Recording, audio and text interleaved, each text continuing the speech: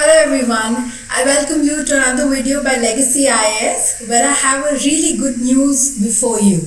India's money, the entire money that India has and the people of India have, especially the ones which is coming from abroad, that has increased enormously. According to the prediction and the report by World Bank, we are actually going to be the topmost country with the highest amount of remittances in India. It is indeed something to be extremely proud of, and we're going to cover this entire discussion in this particular video. So first we are looking at the fact that what is this news all about. So firstly, World Bank is the one who has come up with an extremely promising statement and a report, of course, which says that India is on the track for record to rise of 12%. We're looking at an increase of 12%, and ultimately the entire remittances is going to reach $100 billion in 2022 alone. Alright, so this is going to be the first time a country will reach that particular milestone figure. Firstly, we are going to be at the top, and that too with a figure which has not been peaked by any country so far. So this particular discussion, this particular news is extremely important for us. Of course, what we need to understand that our GDP has also gone so much that this particular amount is only 3% of our GDP, which is also in a way a good thing because it kind of shows how strong our economy is, especially as compared to other Southeast Asian countries and also China, that we are not an export-driven economy. We are really strong with our own manufacturing base, and our PLI scheme has really helped us in this particular direction. But having said that, the money which is also coming from abroad is amazing.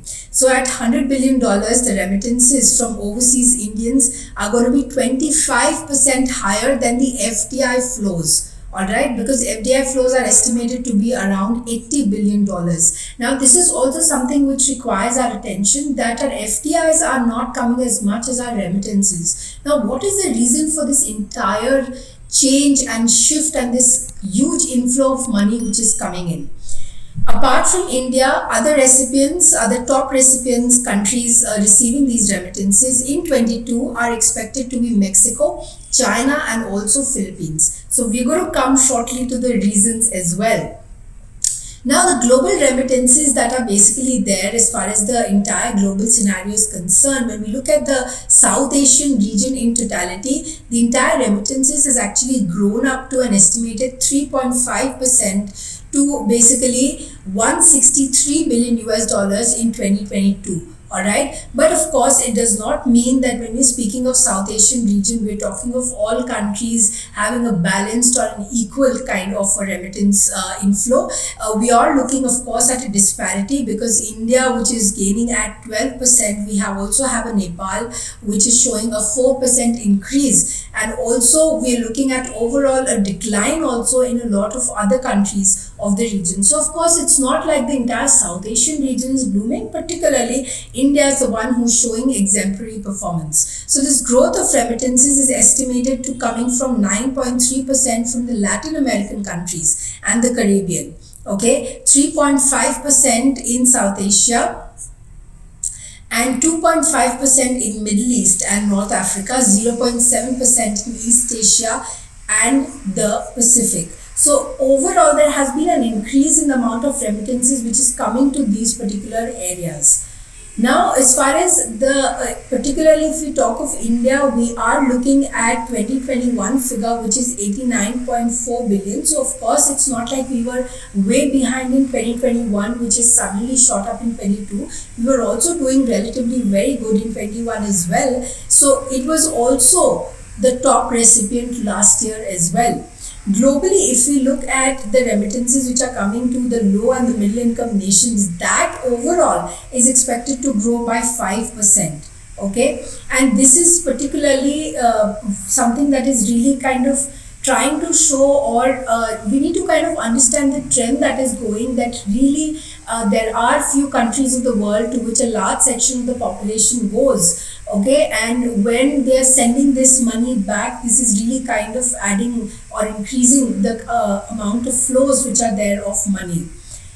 Now, this particular trend, like I was telling you, is not uniform across South Asia. It is not uniform across other countries of the world as well. So, remittances which are earned by migrants from Bangladesh, Pakistan, and Sri Lanka actually are expected to drop this year as compared to other countries.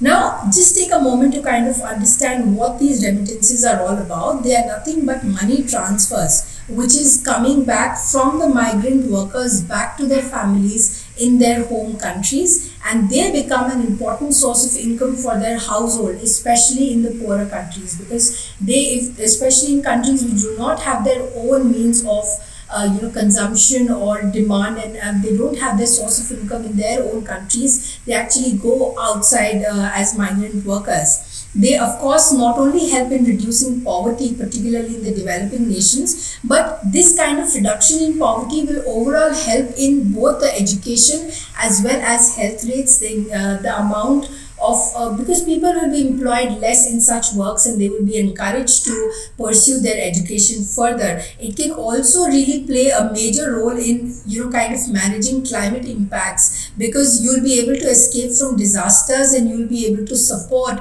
the affected households. So the amount of benefits that basically the remittances have to any countries where they're coming back to, that is really amazing. What is also interesting in this particular map that you see here, this particular image, that how Maharashtra has really kind of gone up and has surpassed all the major states of India, and is really looking at a very good percentage of inflow of this particular remittances, very closely followed by Kerala also. There was a closer gap earlier, but now of course the gap has been widened and now it has surpassed to enormous extents. Tamil Nadu, Delhi and Karnataka are also close by. Karnataka is also doing well after Kerala in this particular regard, but it has of course come down in these particular years.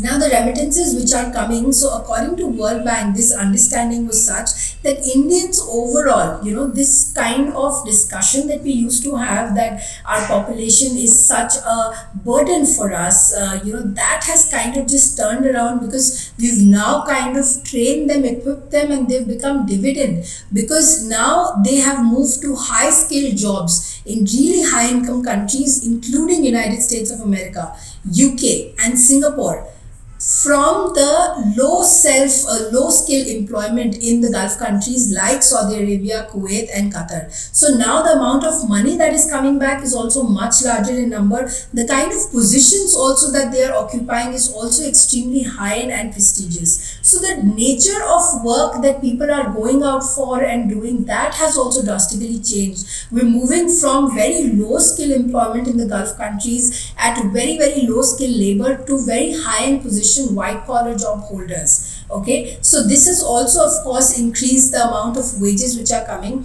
There's been increase in employment, and of course the weakening rupee has also been the one which has contributed to this kind of growth and this remittance inflow into India. So over the years, if this is what World Bank has have to say, that the remittance flows to India have been enhanced by these wage hikes, a strong labor market in the United States. That is also extremely important in other rich countries, where they're really inviting students, working professionals from India who are trained professionals, particularly between 2016-17 and 2020-21. The share of remittances from the US, the UK, Singapore has increased from 26% to over 36%, while from the other Gulf cooperation nations, which are of course Saudi Arabia, UAE, Kuwait, Oman and Qatar, have dropped from 54% to 28%. So we've really kind of shifted our venues as well, shifted our locations as well, and we're doing very well in terms of bringing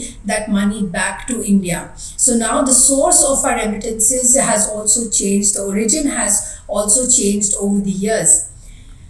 So in 2021, actually, particularly, the US has surpassed UAE as the top source country of remittances for India, with a share of 23% of the total remittances that are coming from the United States of America. So citing the US Census, it said that of the approximately 5 million Indians in the United States in 2019, about 57% had actually lived in US for more than 20 years. So we're really looking at people who've had a great gestation period, a very long span of life, and now they're doing very well in their lives, and now they're of course sending whatever money they are back to India.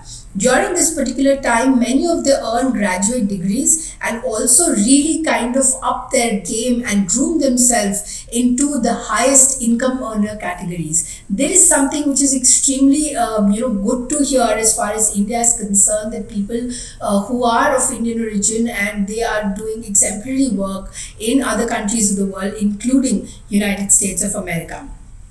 Now, the reason for this increase, of course, that the inflow which is coming from the world's largest diaspora are basically the source of cash for India. Okay, and this has increased to 100 billion. This is we are moving towards in this particular direction, and a lot of the reason also goes to weakened currencies. We really need to kind of appreciate the economic developments which are taking place globally, how the world, particularly United States, is moving towards recession.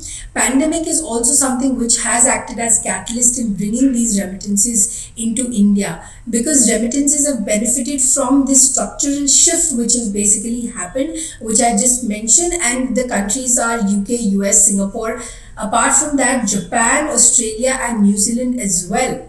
So here we are really looking at a lot of these other factors which are contributing. So these migrants have responded to these economic developments, the exchange rate depreciations in the home countries, and now they're sending lesser money through the former channels. So during this COVID pandemic, Indian migrants in the high income countries, they are the ones who work from home.